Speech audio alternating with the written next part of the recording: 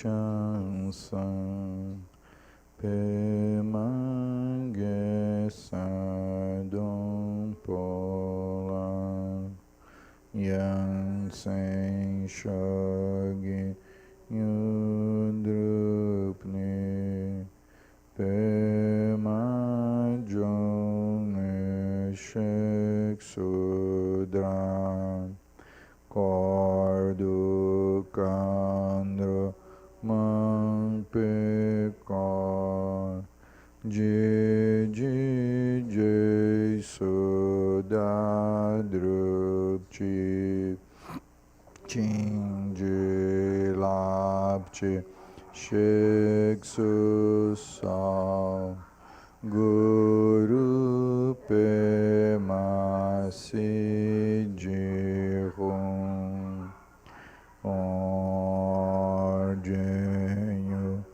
Dino Chansan Pemagesa Dom Polam Yansen Shogi Drupni Pemajone Shek Sudram Cordo Candro Mampecor Jiji Sudadrupchi Chinji Lapchi Shek Susal Guru Pema Sijihun Ordenho Dino Chansan Pemagesa Dom Pola Yansen Shogi Yudrupni Pemajone Shek Sudram Cordo Candro Mampecor Jiji Sudadrupchi Chinji Lapchi Shek Susal Guru Pema Sijihun Sanje Chodan Sochi Chonang Lam Janchu Bardo Dani Chasochi Dagi Jinsochi Sonanchi Drula Penchi Sanje Drupasho Sanje Chodan Chonang Jancho Bardo Dani Chasochi Dagi Jinso Chimpe Sonanchi Drula Penchi Sanje Drupasho Sanje Chodan Sochi Chonang La Jancho Bardo Dani Chasochi Dagi Jinso Chimpe Sonanchi Drula Penchi Sanje Drupasho.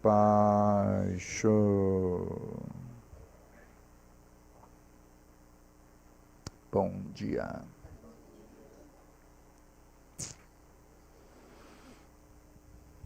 Então hoje a gente vai olhar o Prajnaparamita.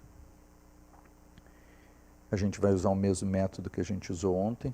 A gente vai olhar ponto por ponto e já ir meditando. A gente olha um ponto, medita, outro ponto, medita, outro ponto, medita.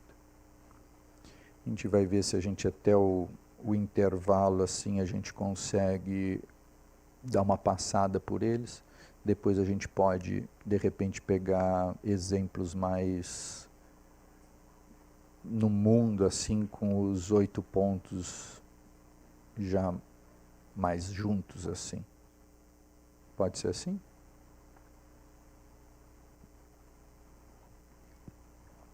Então, o Prajnaparamita representa o 7º passo do nobre caminho. Lucidez. A gente aqui vai entender como as coisas surgem. Aqui a gente vai entender a realidade do surgimento dos fenômenos. A gente vai entender a realidade das coisas como acontecem. E isso às vezes tem outros nomes semelhantes como sabedoria primordial, Rigpa, Vipassana. Então essa classe de ensinamento pode ser olhada dessas várias formas. Às vezes o modo de explicar é um pouquinho diferente, mas o resultado é o reconhecimento da vacuidade do observador, da vacuidade do objeto, da vacuidade do encontro, da luminosidade do encontro. Aquilo não é sólido, mas está acontecendo. Como a gente olhar de forma leve, sem fixação, entendendo que tem muitos olhares diferentes. Eu posso olhar para a mesma coisa de muitos olhares diferentes.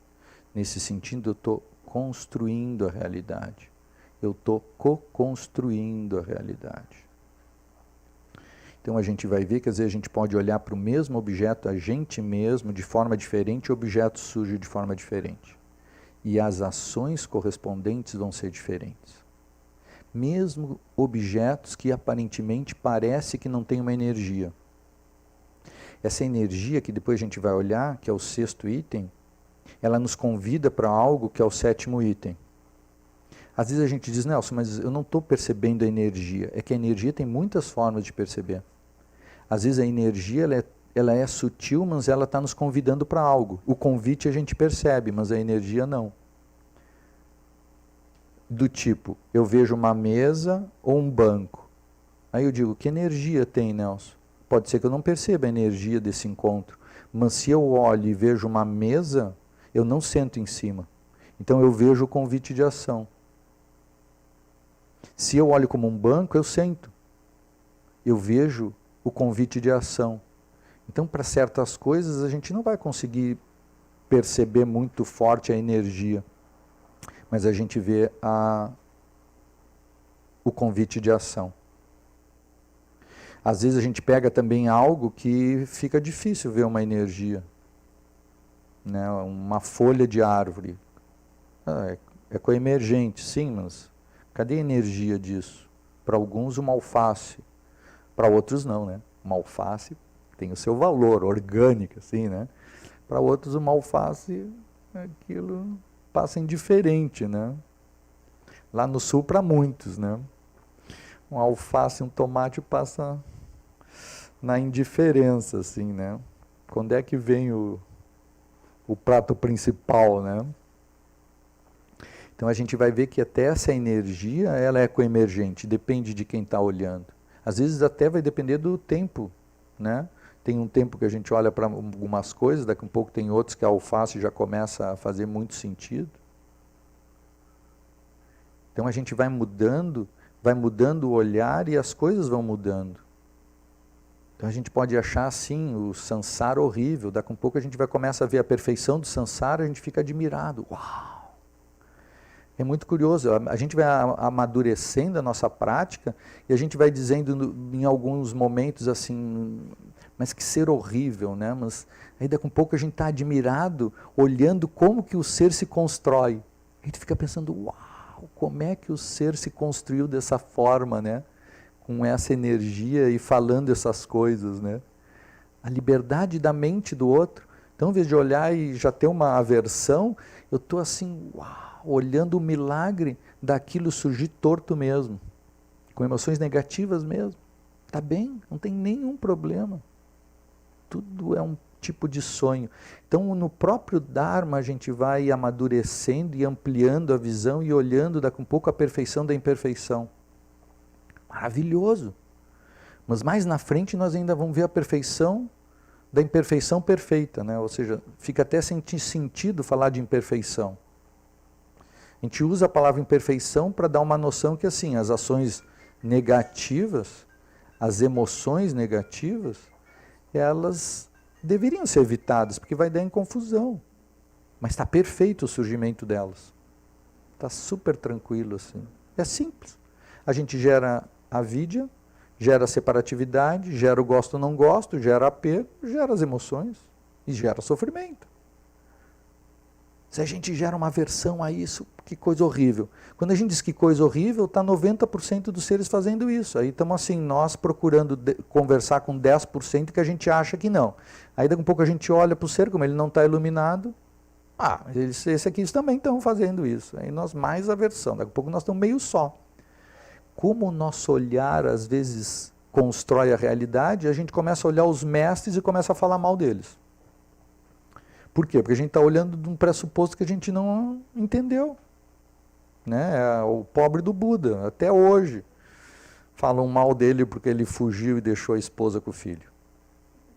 Foi para atingir a iluminação. E o que é pior, ele atingiu. Ele voltou, levou o filho e a mulher à iluminação. Assim mesmo, um monte de gente não perdoa ele. Por quê? Porque nós estamos olhando de uma perspectiva.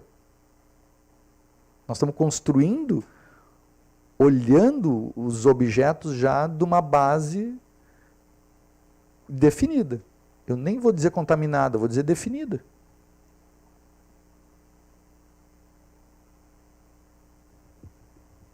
Está tudo certo.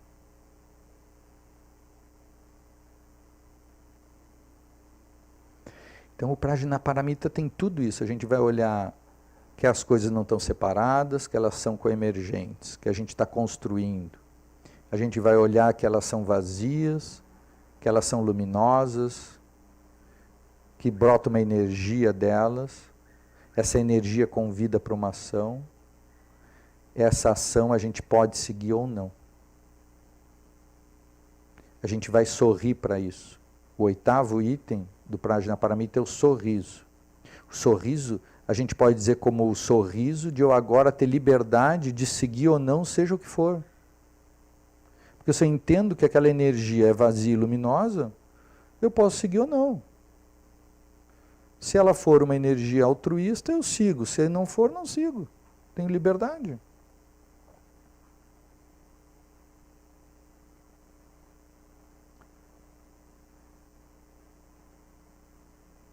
O segundo sorriso é assim, eu estou entendendo como a realidade realmente acontece.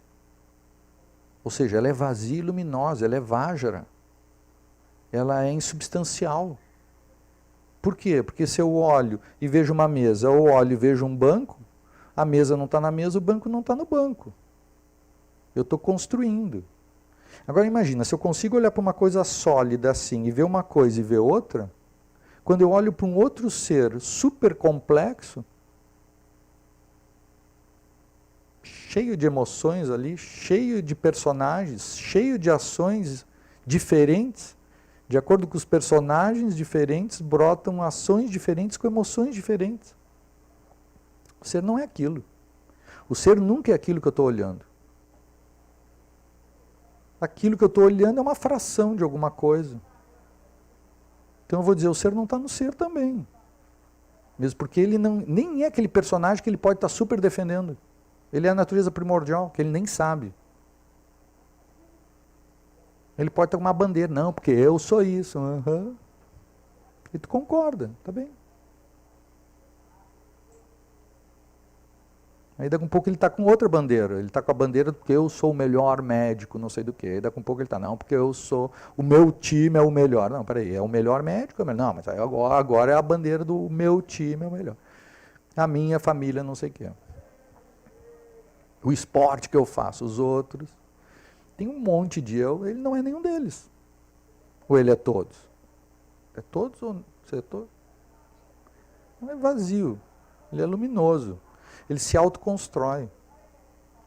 A gente pode levantar uma bandeira, a gente pode gostar daquilo um monte, daqui a pouco acontece alguma coisa, aquilo surge um outro ser. A gente vê assim, às vezes, ao longo dos esportes, né? Eu posso olhar um pouco ao longo dos esportes.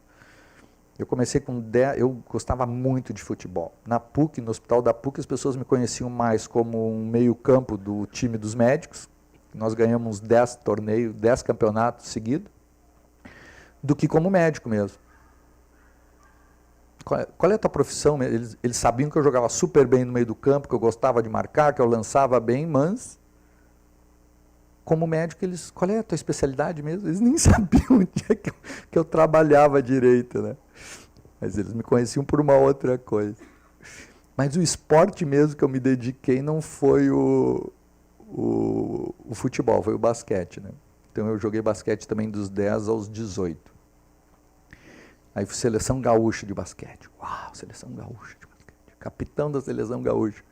Aí eu estava estudando para medicina. Ali eu tinha uma estatura para basquete pequena, né? Aí quando chegou ali de juvenil para adulto, comecei a sentir falta desses 10 centímetros que faltavam, né? E tinha também que estudar para medicina. O que aconteceu com o basquete? Passei a faculdade inteira sem tocar numa bola. Morreu. Aí eu descobri o pádel, que é um tênis com parede, assim, né? Aí nós começamos a jogar, meus irmãos viraram professor de pádel, agora estão de treinador da seleção brasileira juvenil de pádel. Eu gostava de pádel, mas assim, tu usa a parede, tu corre, é de dupla, tu gira muito, tem smash, a parede tu utiliza. Aí eu entro no retiro, 2 hérnias de disco. O pádel morreu. Esses dias eu fui pegar uma raquetezinha para... O mano, pega aí uma raquete. Eu, pá.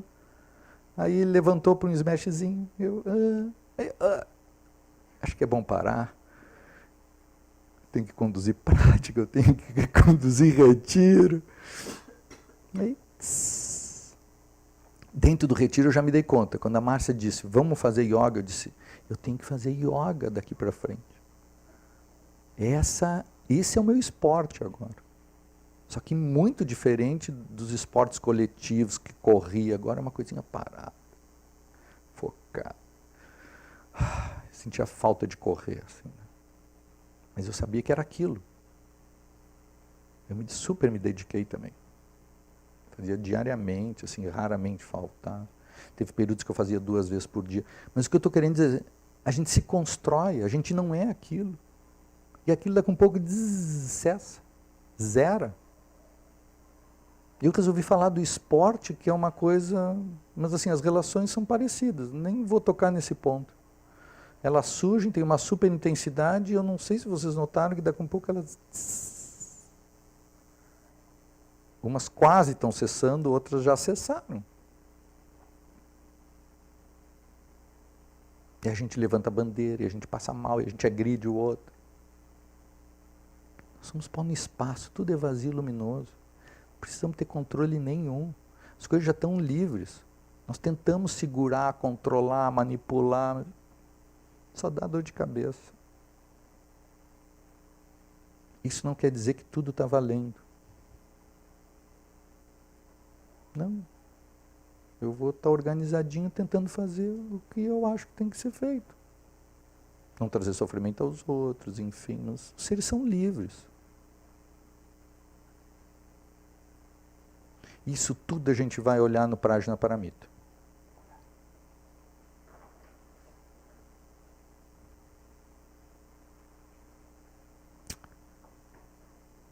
Podemos começar?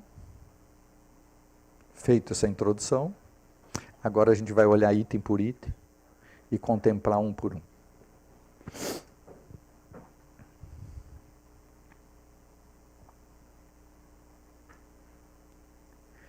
Como é que foi ontem? Foi bom? Vocês querem um tempo um pouquinho maior de meditação? Porque eu estou fazendo assim uns 5 minutos. Querem um tempinho um pouquinho maior, 10? Hã? É melhor. Foi muito rapidinho, assim. Tá. Tá.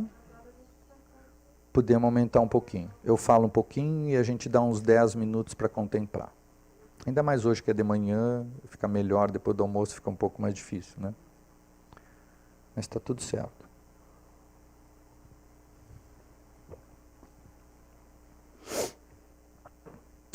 Então, o primeiro item é escolher uma forma.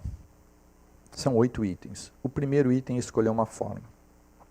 Essa forma, ela pode ser um objeto, mas ela pode ser uma sensação, ela pode ser uma percepção, ela pode ser uma formação mental, ela pode ser um tipo de consciência, ela pode ser muitas coisas.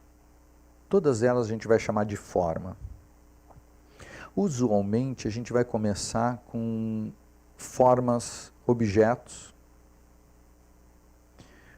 para entender o processo. Tem 3 exemplos bem bons, que eu vou, à medida que a gente vai entrando nos itens, eu vou usar eles. Já vou até avisar quais são. Um deles é o cubo, que está na sadhana. O outro é a mesinha essa, que a gente fala toda hora, que pode ser uma mesa, pode ser um banco e pode ser comida de cupim.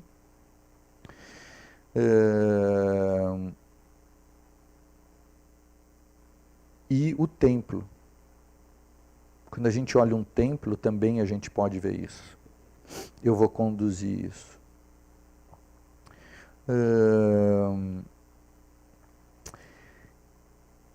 E o Lama sugere que a gente pegue esses 3 que são um pouquinho diferentes. Um é uma forma, o outro, um é uma coisa mais complexa com energia, um é uma forma mais quieta e o outro é uma forma abstrata, é um desenho num papel. É um desenho no papel que é um cubo que nem tem a terceira dimensão, mas a gente vai ver a terceira dimensão. Então a mente está criando a terceira dimensão. Tem um monte de coisa que a gente podia ver ali, a gente vai ver muitas coisas ali mesmo. A gente vai escolher o que a gente vai ver, ou seja, a mente vai escolher o que ela vai olhar e construir. Então esse é um abstrato que a gente vê a mente construindo coisas. O outro parece concreto, mas é concreto, mas pode ser visto de muitas formas diferentes. E o templo, então, nem se fala. Aquilo que a gente diz, uau, essas paredes maravilhosas, pura construção, no sentido de que aquela energia que está brotando de maravilhoso não vem das figuras. Porque se viesse, todo mundo tinha que achar isso. E tem pessoas que não entram no templo com medo. Então a gente vai usar esses 3 exemplos. Para quê? Para que esses 8 pontos fiquem claros. A gente vai se apropriar do processo. Aí depois a gente vai trocar os objetos. Aí a gente pega o objeto templo ou mesa e troca para um amigo. Troca para um cachorrinho. Troca para um filho. Aí já começa a ficar mais complexo o exercício. Troca para um companheiro. Troca para um chefe. Troca para a mãe. Troca para um ex. Troca para a sogra.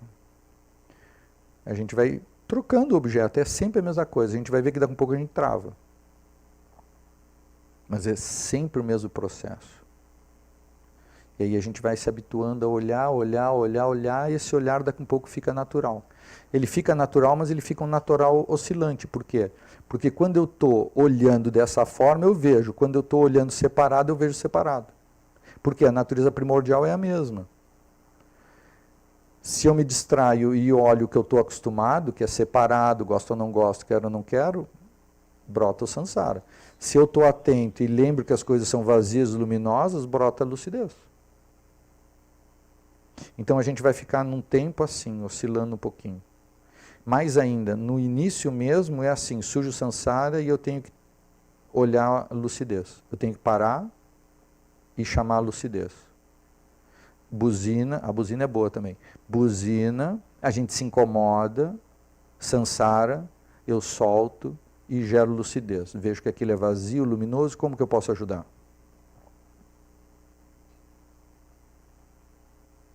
Vamos lá? Então a gente vai escolher uma forma. É o primeiro item. Eu já vou fazer a forma com o segundo, né? Que é olhar com a emergência. Porque senão qualquer coisa que a gente pense está valendo como forma, né? Então a gente vai olhar com a emergência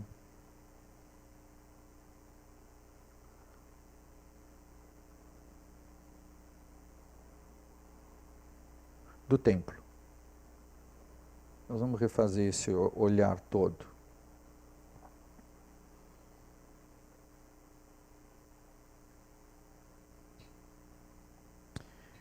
Então a gente vai ver que a gente está olhando para o templo, que o templo não está separado de quem está olhando. O templo é inseparável, coemerge com os olhos de quem está olhando.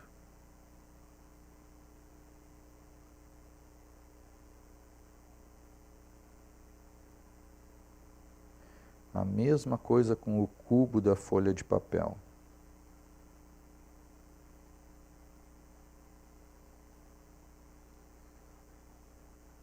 Quando a gente olha para o cubo, na verdade, a gente vai olhar para os riscos. Às vezes a gente nem vai conseguir ver o cubo.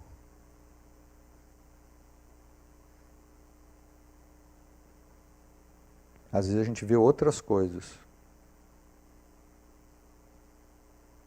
A gente está olhando para os riscos e vendo só triângulos. Dá para ver quadrados. Dá para ver um cubo. Um cubo olhando de baixo. Deixa eu girar um pouquinho assim para ver se eu ajudo vocês.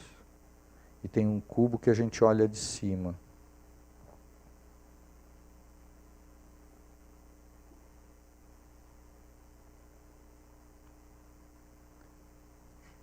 Tem uma pizza também. Uma sombrinha de frevo.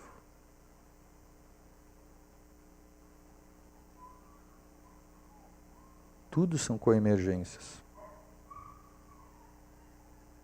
Cada encontro eu sujo de uma forma, sujo de outra. Então tem várias coemergências.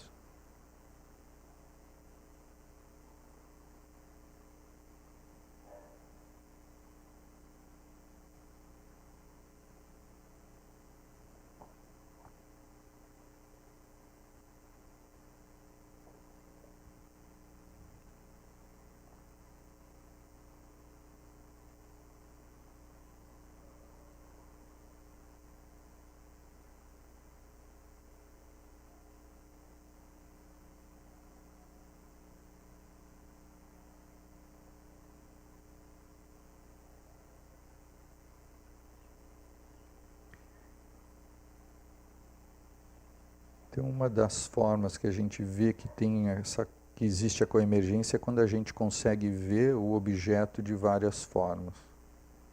Se a gente não consegue ver de outra forma, a gente pergunta o que uma outra pessoa poderia ver, ou o que uma outra pessoa vê. Aí a gente também já vê que a forma, aquela que a gente está vendo, para um parece uma coisa, para outro parece outra. Logo, não está no objeto, está no encontro dos olhos com o objeto. Está no encontro da mente com o objeto.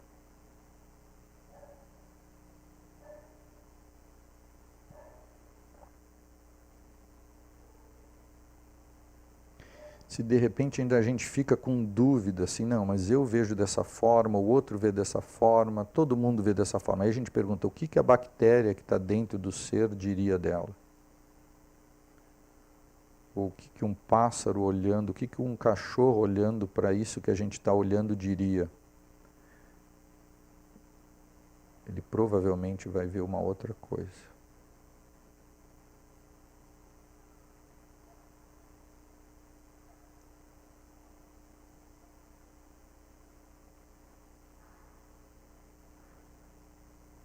vocês podem contemplar os vários olhares da coemergência com o cubo, as várias formas de olhar os vários cubos, os triângulos, e vocês querendo, vocês já podem tentar olhar outras coisas como coemergente.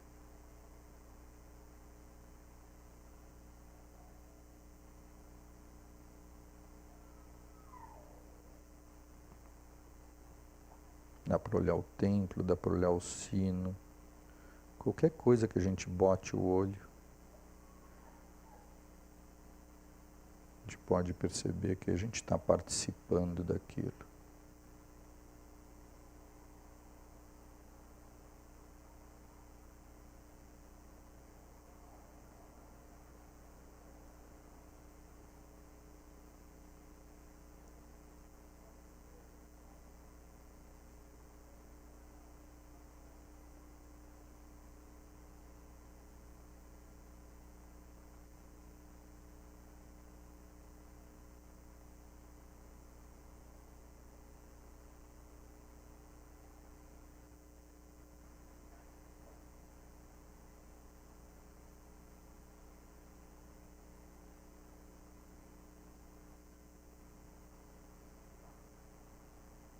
Vocês podem entrar num buffet de comida também e ir olhando que cada comida coemerge com nossos olhos.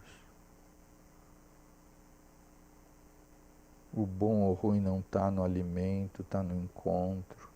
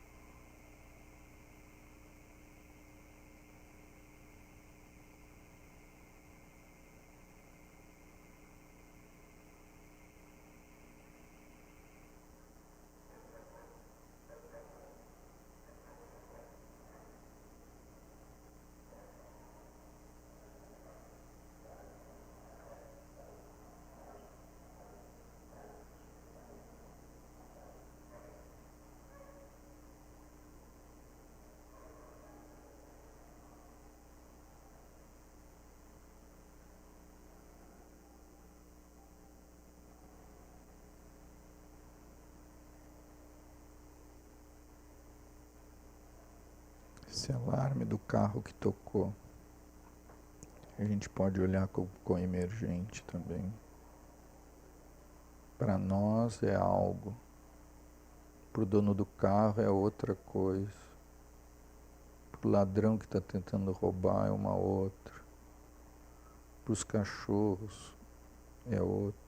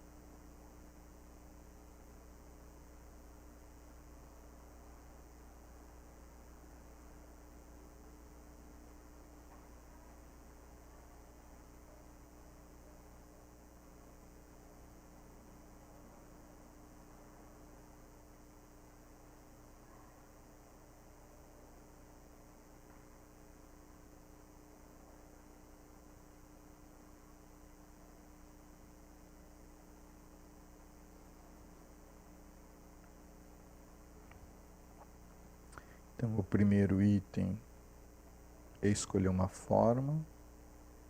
O segundo item é olhar com a emergência. O terceiro item é ver a vacuidade daquilo.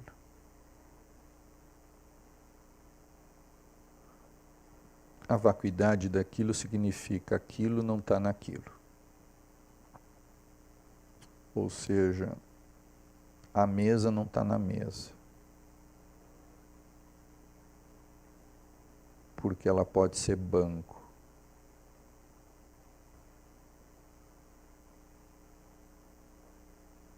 Então a mesa não está na mesa, o banco não está no banco.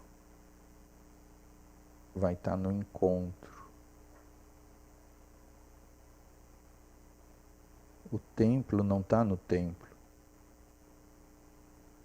Que a gente acha, isso daqui é um lugar maravilhoso para rezar, essas pinturas. Mas outras pessoas olham justo isso como terrível. E acham que não é um templo, aquilo é a casa, uma casa terrível.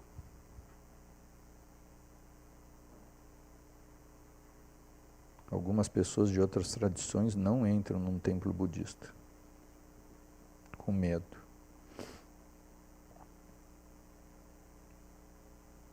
Então o templo não está no templo, depende de quem olha. A mesa não está na mesa, depende de quem olha. O ser bonito não está no ser bonito, depende de quem olha.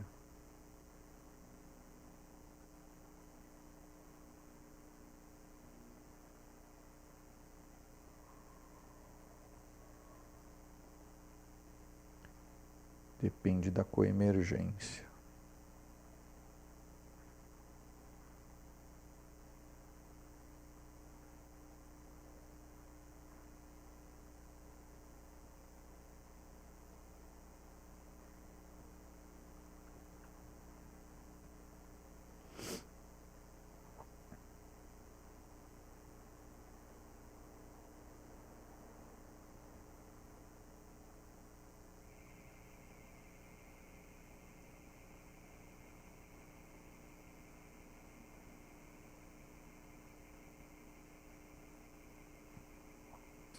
Então a gente vai olhar a vacuidade das coisas agora. Ou seja, aquilo não está naquilo.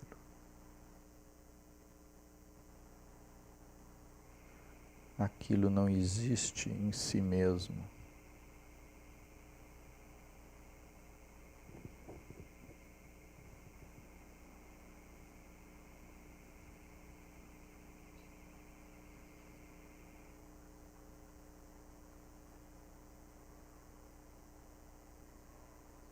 Aquilo pode ser muitas coisas.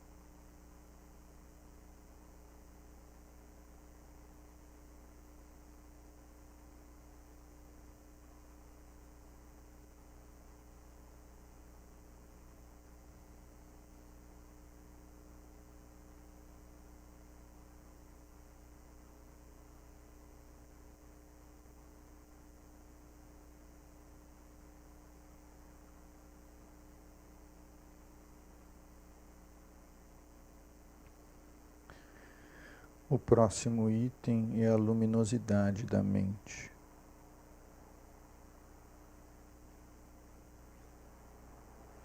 É o quarto item.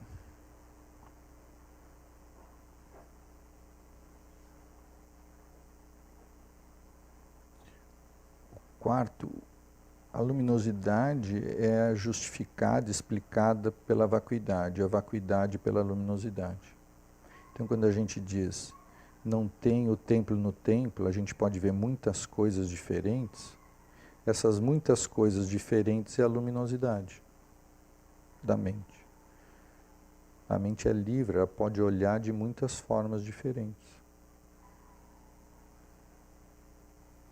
A forma que a gente está olhando é uma das muitas.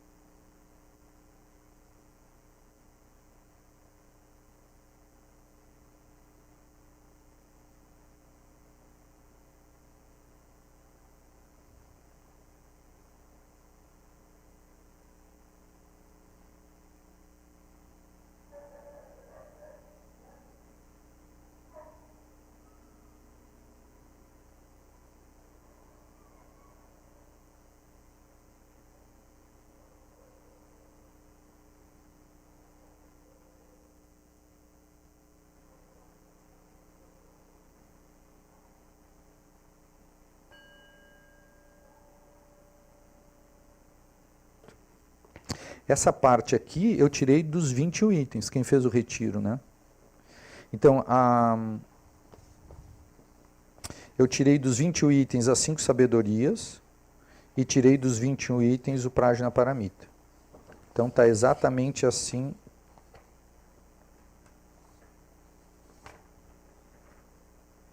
Eu vou ler, eu acho que vale a pena. A gente lê e depois faz o intervalo? Fizemos um intervalo próximo das 11? Pode ser ou está todo mundo já muito cansado? Eu acho essa apresentação como introdução, assim, uma das coisas mais bonitas, porque está em uma folha e meia, assim, né? E na minha opinião diz tudo que é importante, né? Tem outros textos com 120 folhas. Eu realmente, estão gravando, né? Eu tenho um apego por essa folha e meia.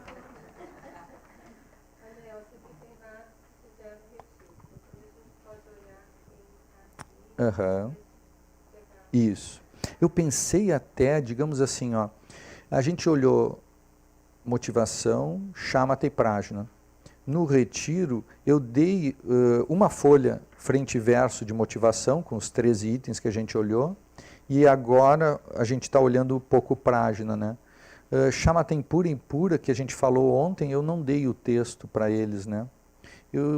A gente poderia ter feito isso, né? Da outra vez no curso? No outro curso, né? Então, assim, se alguém quiser esses textos, eles estão disponíveis, assim. Só pedir para Eliane, para Isabel, para Bel. Sempre troca Eliane com Isabel. É só pedir para Bel. Pode ser para ti? Mais um trabalho para ti. Podia deixar para uma dessas meninas que estão menos ocupadas, né?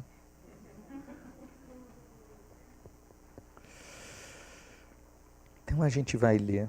Isso aqui pode ser muito útil.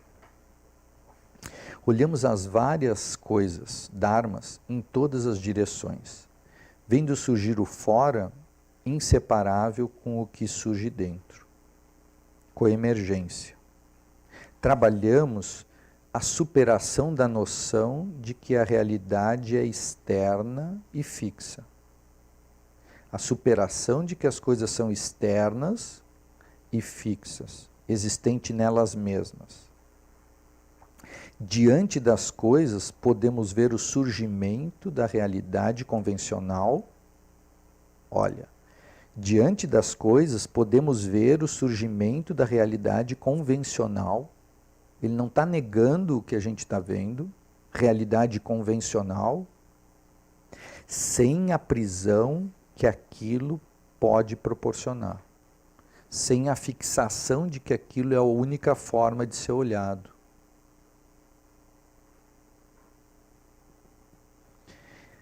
Ele vai falar agora de alegria, de êxtase. Substituímos a palavra vacuidade pela noção de encantamento e alegria. A alegria e brilho diante das coisas.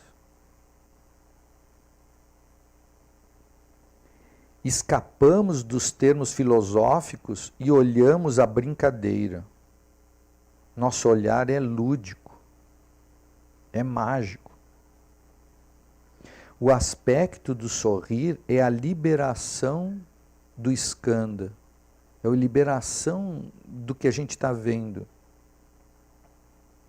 É a liberação da forma, é a liberação da sensação. O sorrir para isso é a liberação da forma, da sensação, da percepção, da formação mental, da consciência. Diante da experiência, entre parênteses, dharma com letra minúscula, que significa às vezes objeto, experiência, diante da experiência e do surgimento da energia associado à forma, à experiência, sensação, percepção e etc., vamos ver que é vazia e luminoso, e sorrir. Diante da experiência e do surgimento da energia associado a essas experiências, a gente vai ver que aquilo é vazio, luminoso, e a gente vai sorrir para aquilo. Ele vai de novo colocar de uma outra forma isso. Diante da energia dinâmica da forma vazia e luminosa, diante da energia dinâmica que vai me convidar para fazer as coisas, da forma que é vazia e luminosa, eu vou sorrir. Vamos sorrir para cada um dos 5 skandhas. Vamos sorrir para a forma, para as sensações, para as percepções e etc. Eu sorrio diante da identidade luminosa e vazia de mim mesmo. Diante da forma luminosa e vazia desta sala, seja do que for. do que eu for olhar. Prajnaparamita. Isso era Prajnaparamita também, né? Mas enfim, ele vai agora... Isso foi uma introdução ao Prajnaparamita. Já está tudo ali, né? Mas enfim. O Prajnaparamita nos ajuda a compreender o aspecto luminoso da realidade, o aspecto mágico, construído, não fixo da realidade. Ao compreendermos isso, podemos usá-lo no sentido positivo.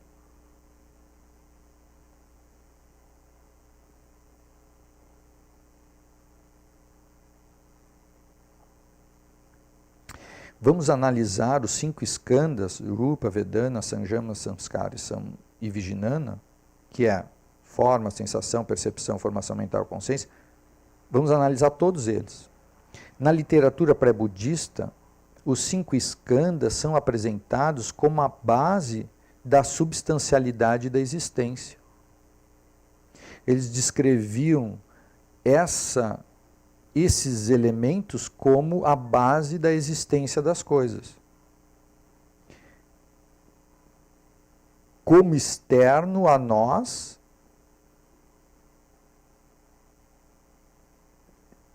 então assim, a compreensão, são vistos nessa escola como as evidências de nossa existência. O budismo vai na direção oposta, mostrando justamente a vacuidade dessas 5 questões. Forma, sensação, percepção, formação mental e consciência.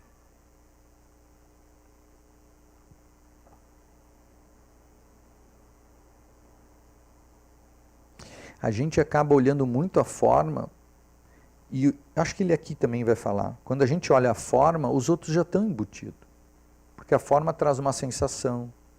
Eu estou percebendo algo, tenho uma formação mental ali, tenho uma consciência sobre aquilo.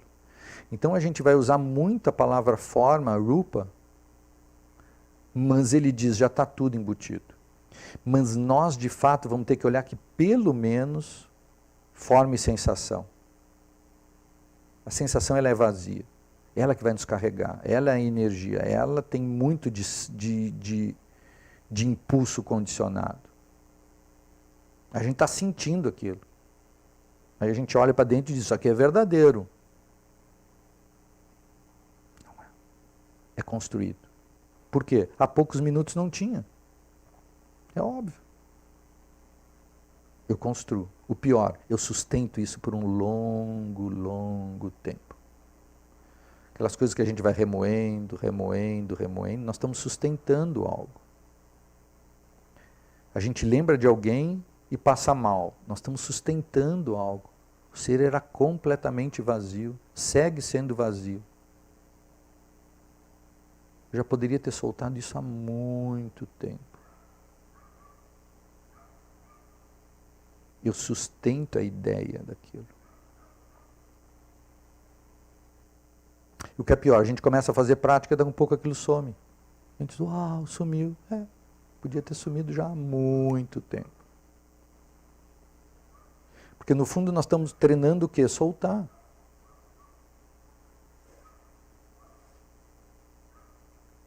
O que é pior, o ser nem era aquilo. Vamos pensar um ex assim. Não sei se é um bom exemplo. Mas enfim, a gente pega um ex. O ex, no início, era um outro ser, né? Uau! Era tudo. Então, se mandava flores, estava pronto, perfeito. Aí daqui a um pouco o ser começa a mudar, nós começamos a olhar ele diferente, ele também começa a mudar, porque todos os seres estão se transformando, estão mudando. Mas às vezes o ser nem muda, e a gente muda o olhar. Às vezes é a gente que está mudando o olhar. Tipo a mesa e o banco. Não mudou nada. A gente olha de uma forma, brota algo, a gente olha de outra, brota algo. Não mudou nada. Pura luminosidade mudando. Com os seres é mais complexo, porque o ser também está se transformando e mudando, e a gente também. Mas aí a gente vê que daqui a um pouco a gente está vendo de uma outra forma.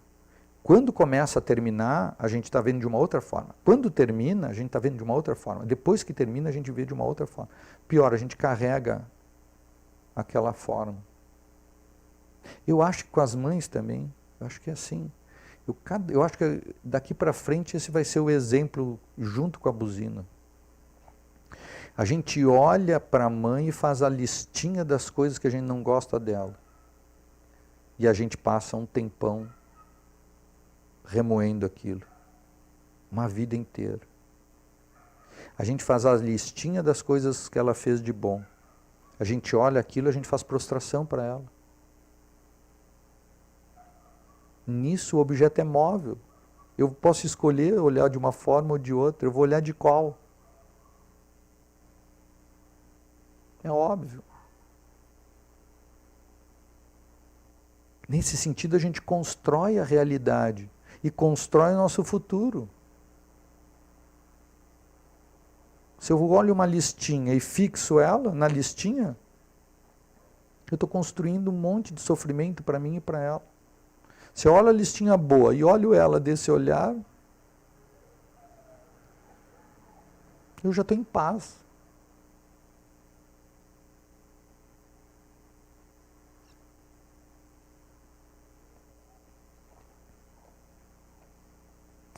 O budismo vai na direção oposta, mostrando justamente a vacuidade dos 5 skandhas.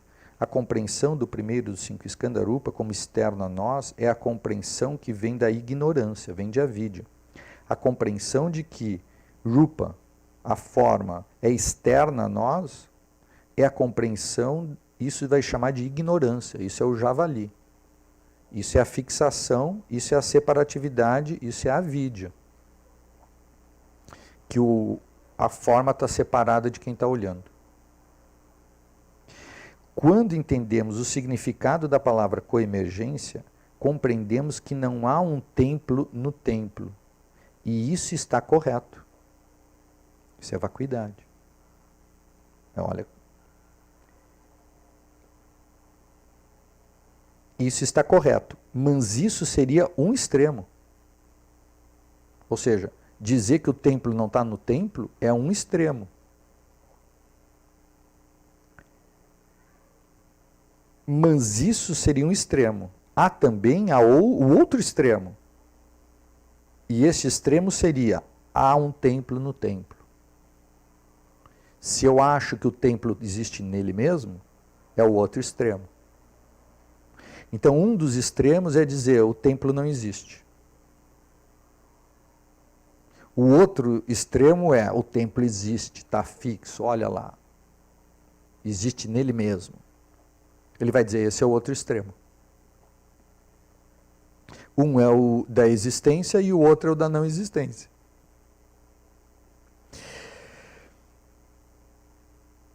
Porém, não.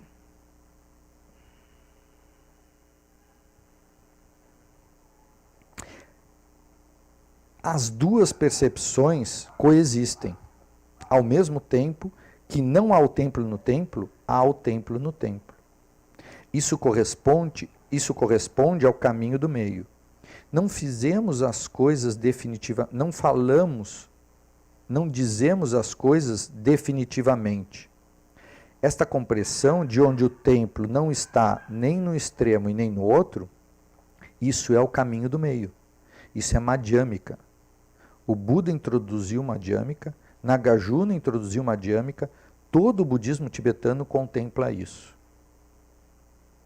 O não extremo.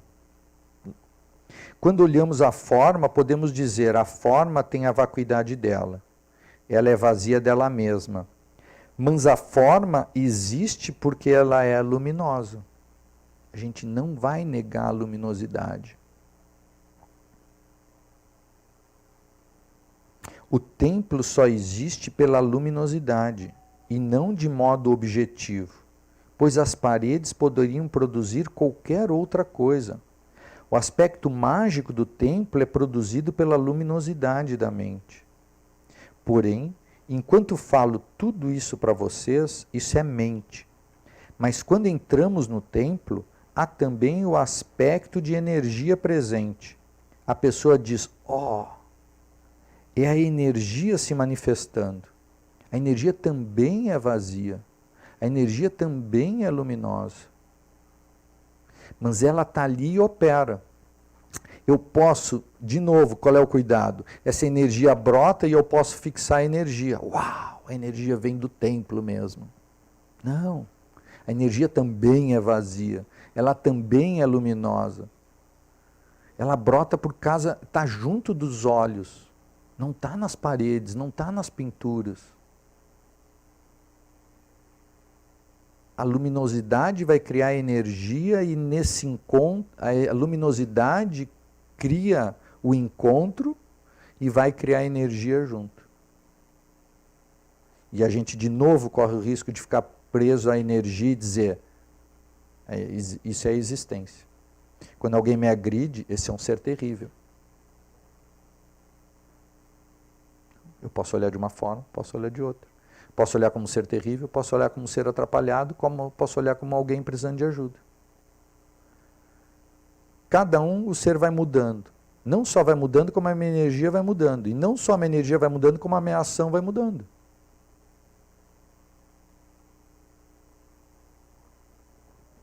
O fato de olharmos o templo vazio e luminoso provoca uma mudança na nossa energia. Quando olhamos com esses olhos, não é mais a energia do samsara que se manifesta na forma vazia e luminosa do templo. É a energia da sabedoria primordial. Isso nos faz sorrir. Qual é a energia do samsara? Eu acreditar que a energia é existente nela mesma e está fixa. Qual é a energia da sabedoria primordial? Ela é vazia e luminosa. Ela não está nas paredes, ela está no encontro, eu estou participando disso. Se eu estou entendendo que eu estou participando, isso não é mais o samsara. Isso é sabedoria primordial, isso é prajnaparamita.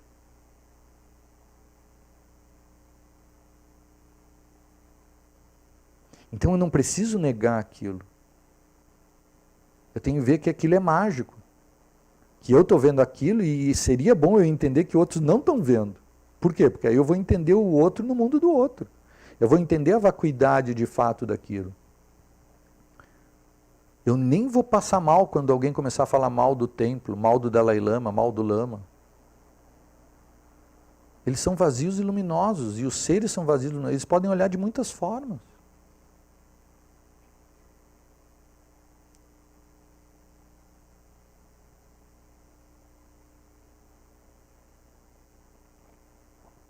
O sorriso significa que percebemos a magia daquilo e podemos segui-la ou não. Este é o mecanismo de contemplação de cada um dos 5 skandhas, começando com a forma, que já tem todos.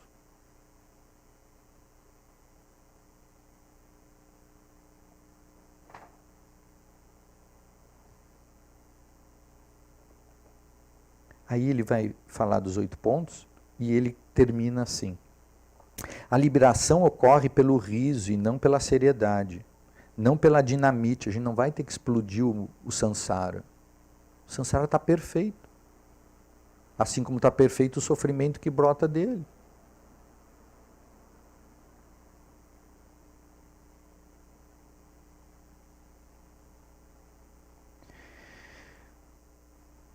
Não pela dinamite, não pela vacuidade. Não temos que destruir o mundo, temos que iluminá-lo.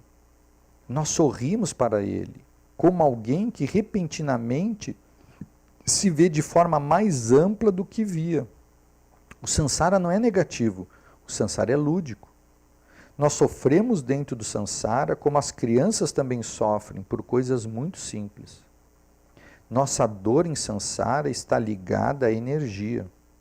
Não só não vemos a energia, como tomamos a obediência àquela energia como nosso refúgio fundamental. A energia brota e a gente toma refúgio, a gente se fixa naquilo, como se aquilo fosse realmente algo sério. Só que se a gente olha para trás, a energia já mudou muitas vezes. Não tem nada sério.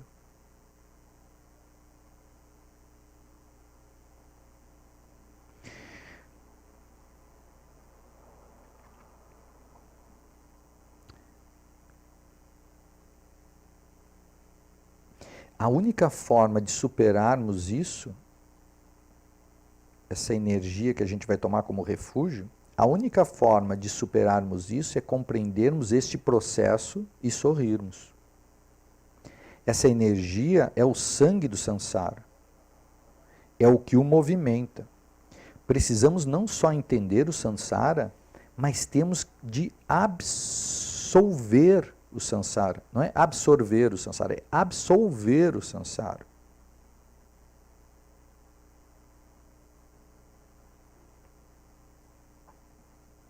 Liberá-lo, iluminá-lo. Prajnaparamita nos ajuda a compreender o aspecto xamânico da realidade. Ou seja, a vacuidade daquilo. A luminosidade, a construção. Eu estou co-construindo. Eu construo o ser a toda hora. Em 1 minuto eu construo o ser de muitas formas diferentes. Eu posso construir ele com as 5 ações perturbadoras e construir ele com as 10 ações, as 4 incomensuráveis e 6 paramitas.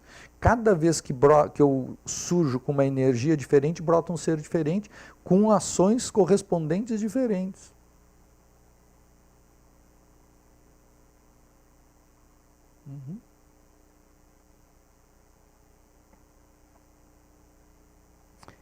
Na meditação dos 8 pontos, aqui vem o ponto, né? Na meditação dos 8 pontos, a experiência inicial, quando a gente começa a fazer os 8 pontos, é que a realidade circundante é o samsara. E a sabedoria se manifesta em janelas onde a mente prajnaparamita se apresenta. Ou seja, nós estamos no samsara, olhando as coisas separadas, aí nos apresentam o prajnaparamita. Aí nós, uau! Mas daqui a pouco a gente olha, tudo separado. Aí a gente volta para a meditação, e aí surge a janela, a gente está olhando e diz, uau, é isso mesmo. Então, surgem janelas de visão prajnaparamita, usualmente, no início, quando nós estamos meditando. Brota uma janela, só que aí a gente vai para o mundo, ela meio que se fecha. Aí a gente, como é que é mesmo? Senta, medita, abre a janela de novo. À medida que a gente vai praticando, essas janelas vão se abrindo. E daqui a um pouco elas começam a não fechar. Realizando-se a acumulação dessa prática, há um momento em que a descrição dos primeiros versos do texto indo ao ponto último se torna clara e a realidade circundante surge diretamente como a realidade Vajra. Nesse momento, há uma inversão e a experiência do samsara se torna um surgimento artificial. Se essa visão prajnaparamita, eu começo a abrir durante a prática, começo a fazer acumulação, isso começa a ficar cada vez mais claro, daqui um pouco o que eu tenho é a visão prajnaparamita. Quando brota uma fixação, quando brota uma coisa separada, aquilo fica claro que é uma artificialidade.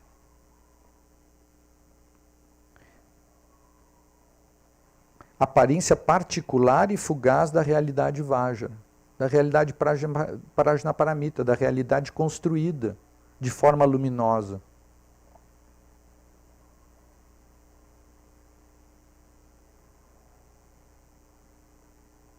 Então ele vai dizer, a experiência do samsara se torna um surgimento artificial. Quando a visão já está clara, qualquer surgimento do samsara se torna algo artificial. Aparência particular e fugaz da realidade Vajra. A realidade Vajra é a visão que tudo é vazio e luminoso. Uma das particularidades é o ser ficar fixado. Eu fiquei fixado, eu solto. Volto a olhar como aquilo fosse Vajra. Como se aquilo fosse vazio e luminoso.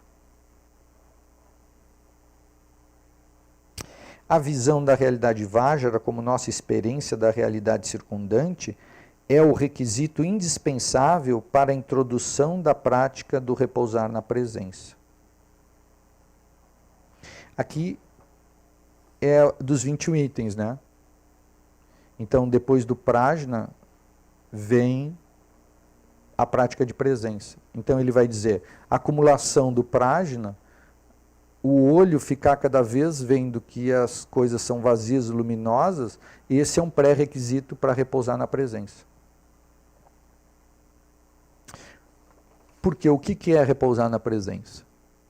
Repousar na presença é repousar no espaço livre da mente, no espaço não condicionado da mente.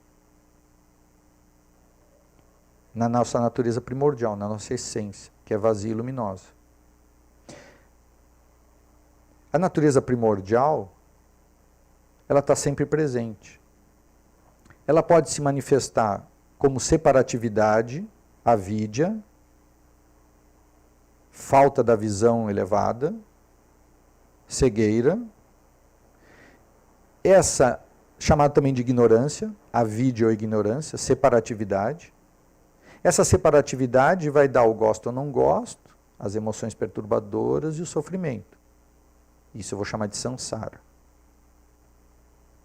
Natureza primordial, se estreita, surge a separatividade, surge a avidya, surge o gosto ou não gosto, surge as emoções perturbadoras, surge o sofrimento, surge o samsara.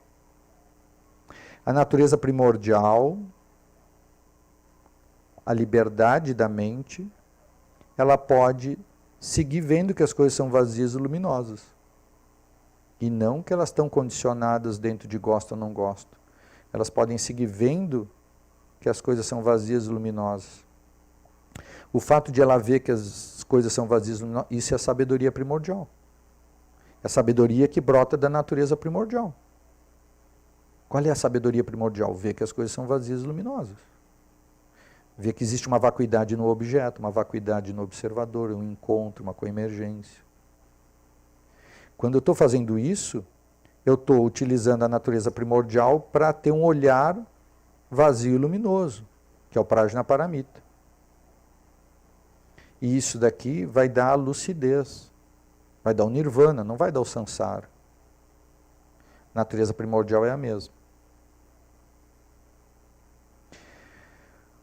O que ele está dizendo naquela última frase? Eu acumulando o Prajnaparamita e vendo que tudo é vazio e luminoso, é a garantia que eu estou usando o espaço livre da mente direto. Se está brotando sabedoria primordial, é porque eu estou usando a natureza primordial, a natureza livre da mente. Não estou usando a natureza condicionada da mente. A vidya. Não estou usando a vidya. Não estou usando o condicionamento. Estou usando o aspecto livre da mente, que é a natureza primordial. Então, o acúmulo do Prajnaparamita, o acúmulo de ver que as coisas são vazias e luminosas, já está indicando que eu estou usufruindo da natureza primordial. Mas eu quero é repousar na natureza primordial. Qual é o pré-requisito para repousar aqui? É o meu olho estar aqui. Porque elas estão separadas. Não tem como eu repousar na vacuidade com um eu entrando na vacuidade.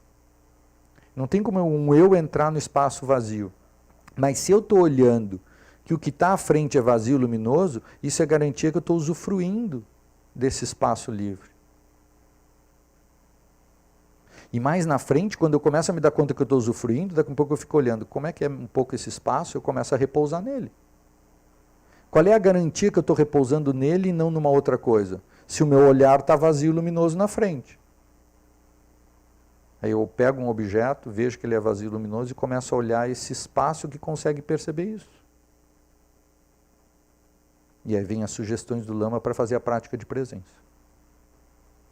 Quando que a gente vai fazer essa prática? Quando os olhos estiverem já com um bom Prajnaparamita. Essa é a condição. Porque senão vai ter um eu entrando em alguma coisa, que não é bem isso.